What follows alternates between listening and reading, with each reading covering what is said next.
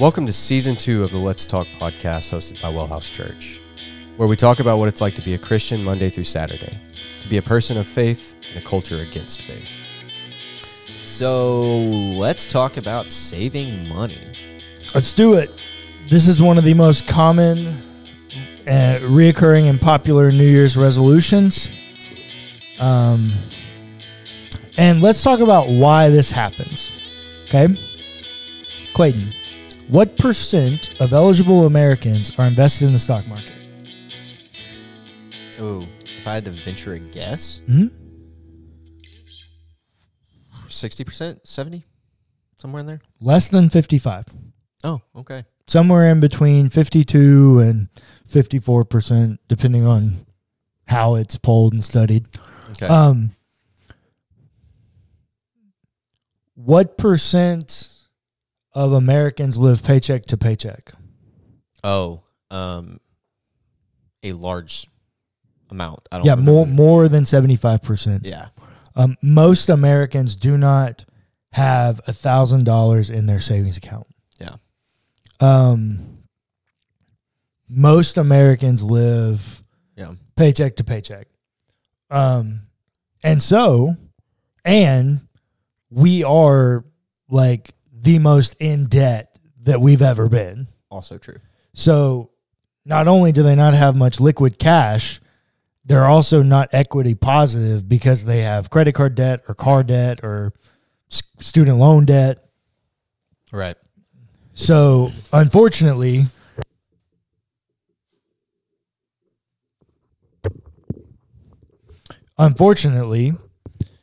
this is a conversation that we have to have. Right. So that explains why most people want to save money. I don't need to share the statistics with you again to show you that most people don't end up saving money. Right. Why do you think that is? And I really want your opinion on this question because the social work student aspect of it, and you're about to graduate. And right. So the reasons people couldn't save is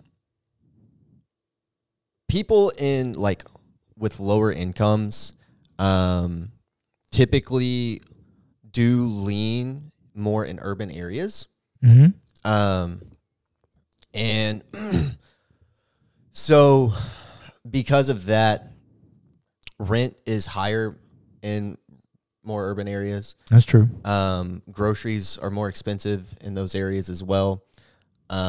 So cost of living just in general is higher than the normal person living to paycheck can really afford.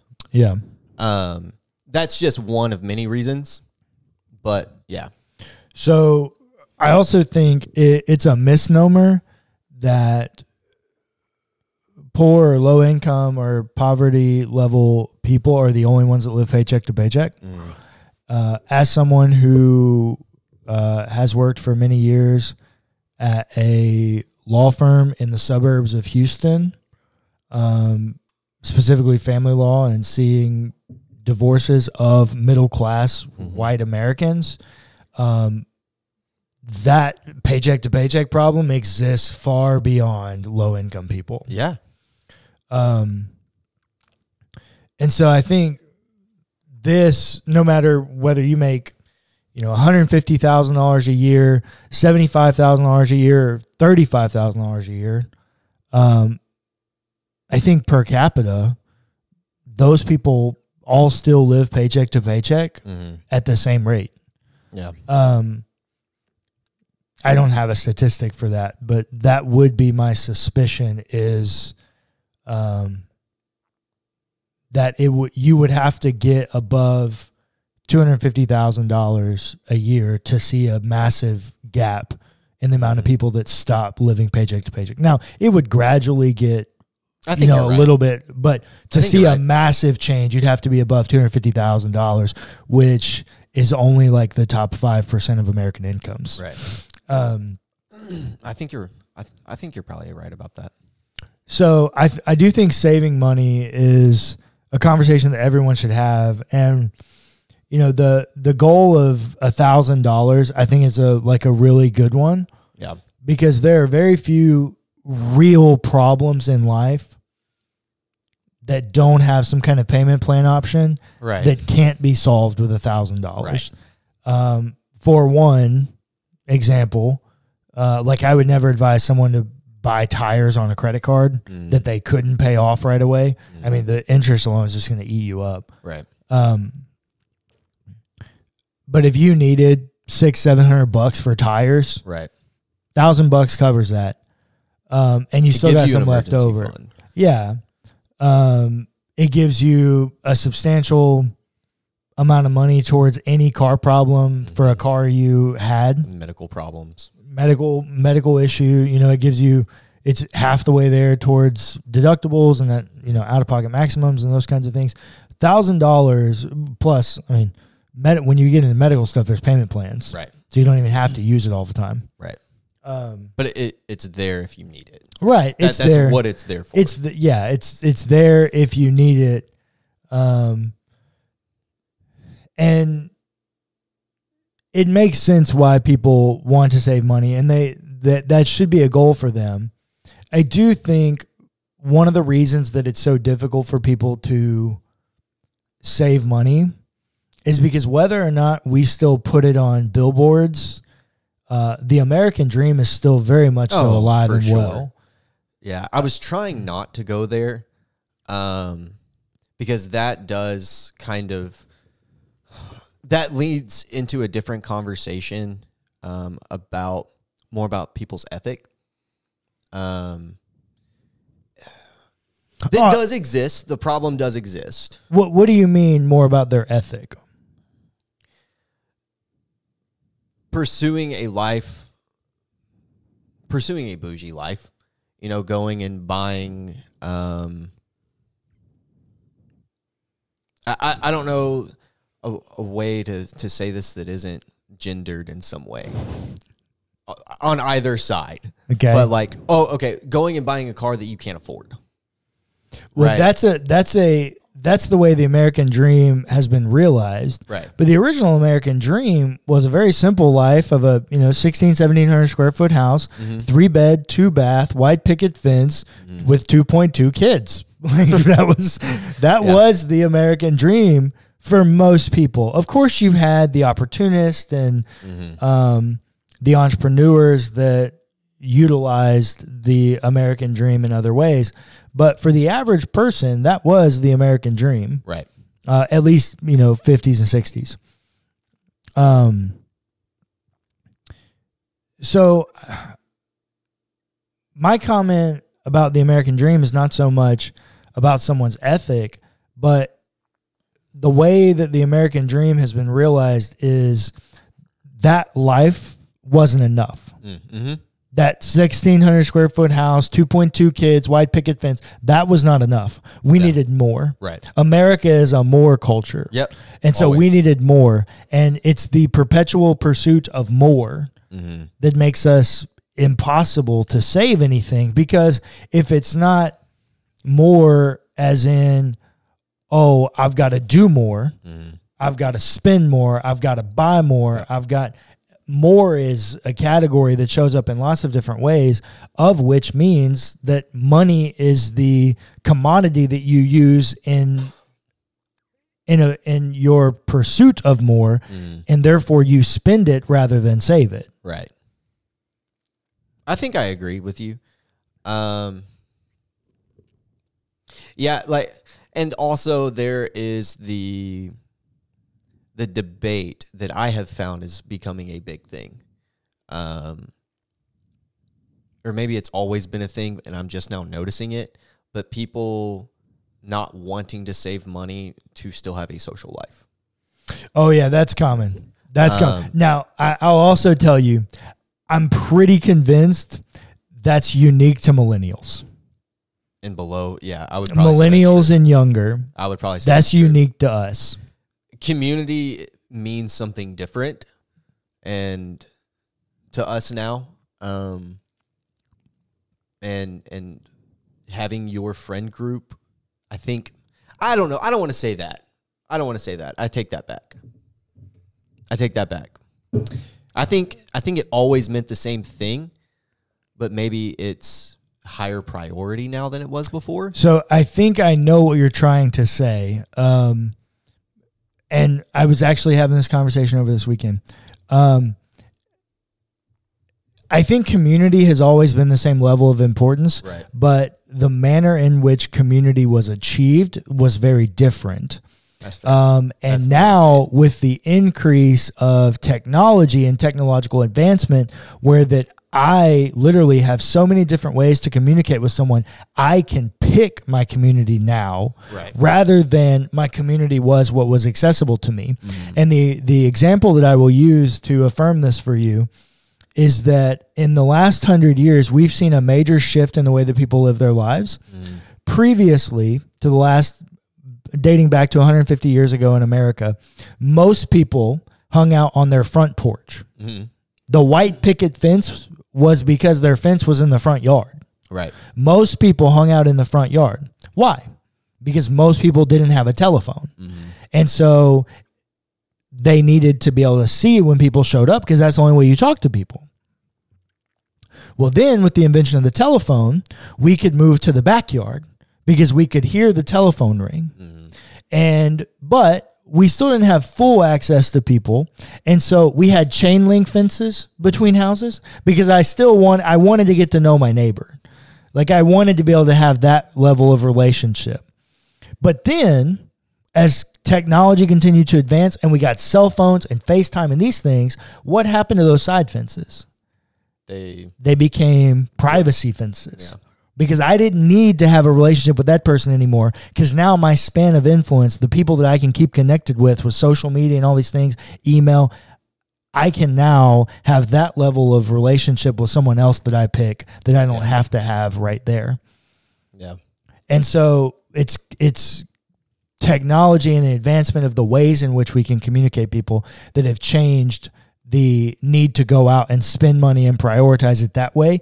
And it's because I keep relationships with people that I don't see regularly, because they no longer live next door to me or in my cul-de-sac or, in my cubicle next to me at work. I've now chosen them, and they live all over the city or all over the state or all over the world, and we have to meet up. And it costs money to do that because we don't see each other regularly. That all makes so much more sense.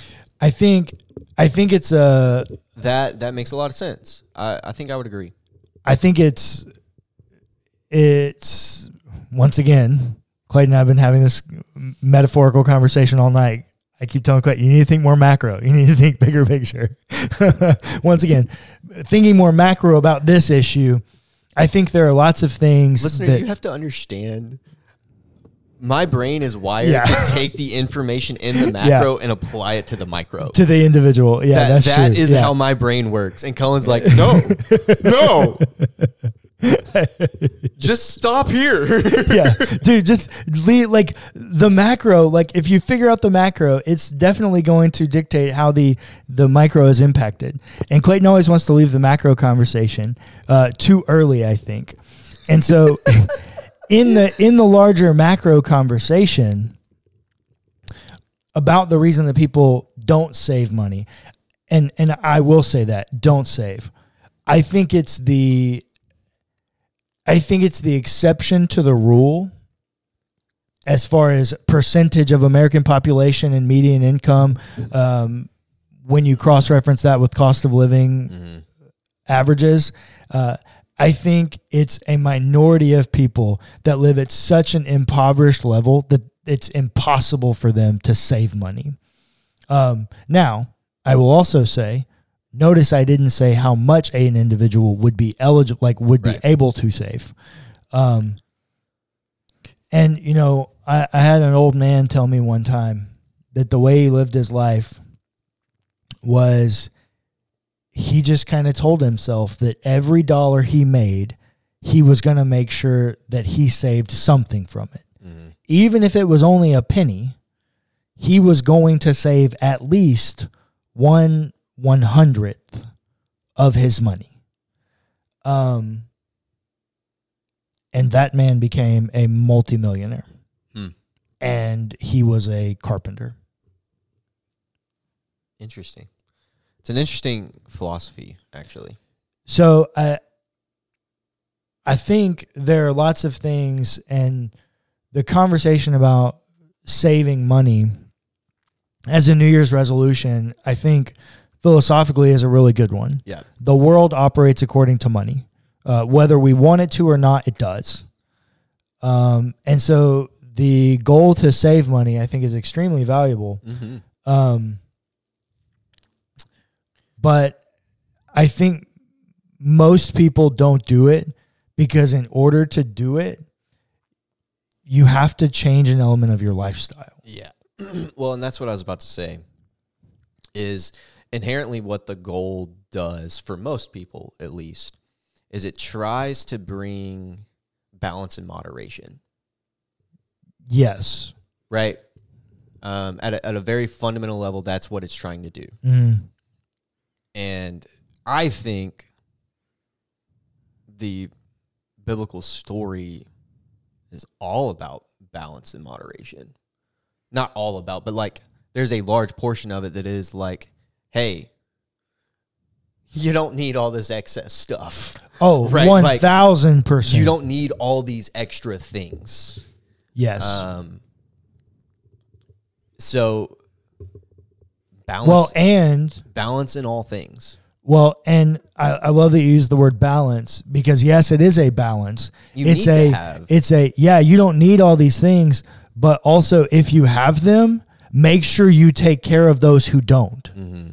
I mean, that is the whole idea of the quartet of the vulnerable. Yep. That is the idea of caring for the poor, caring for the oppressed, caring for the immigrant, the foreigner. I mean, all of that is about them not having money and the ability or accessibility to care for themselves on their own. Yeah, I was having a conversation with one of my coworkers earlier last week, and we were talking about preachers and sneakers.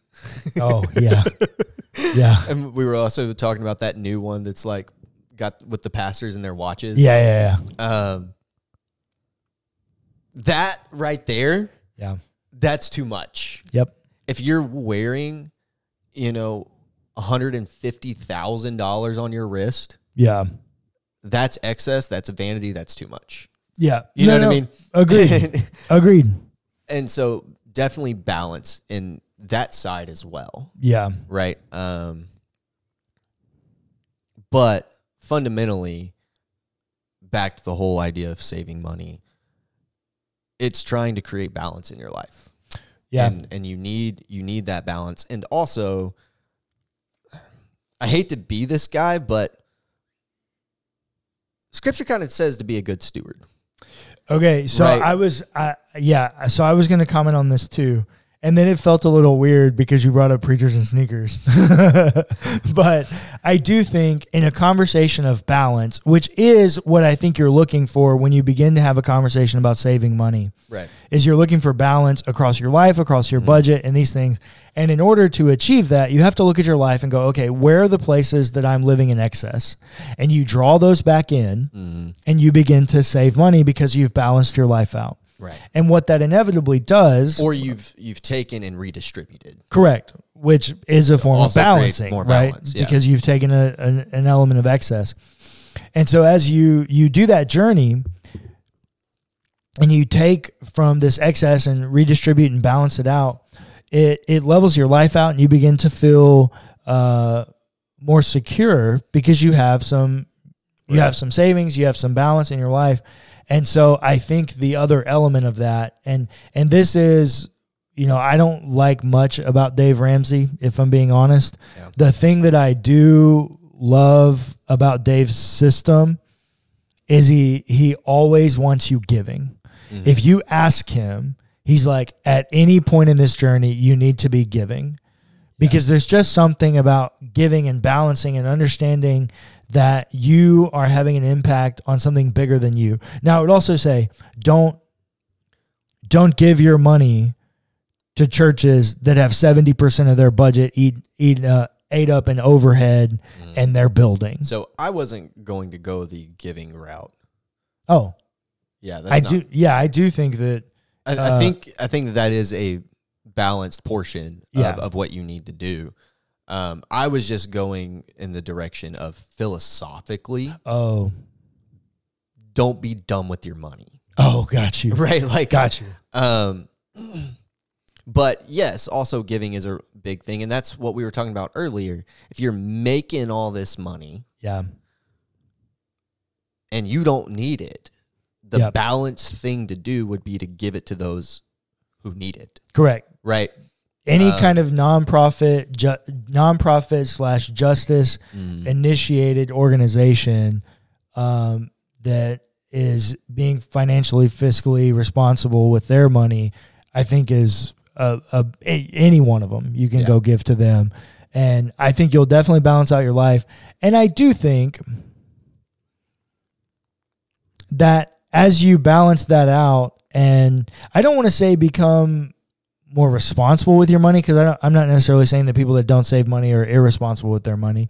And so I don't want to say you become more responsible, but as you begin to build these systems that kind of dictate your money, that just kind of run how your money works, I do think if you're doing all of these things, you're going to be more conscientious about money, which is naturally going to help your mind assist you to save more money if that's your goal. Right. But it can also open you up to investing money or growing in these other ways, or giving more, which Lord knows we need more people giving.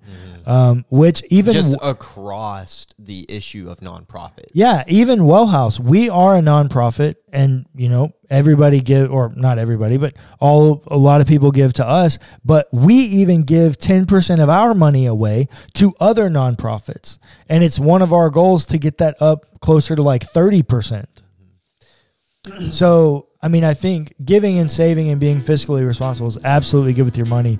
And if you do that, if you are fiscally responsible, or not, if you are, I keep saying that because that's the common metaphor that people use, but I'm not. If you have a balanced money life. Yes, there you go. If you have a balanced money life, there's no question to me that that's honoring to God, because you're going to have more capacity to bless those in need of blessing.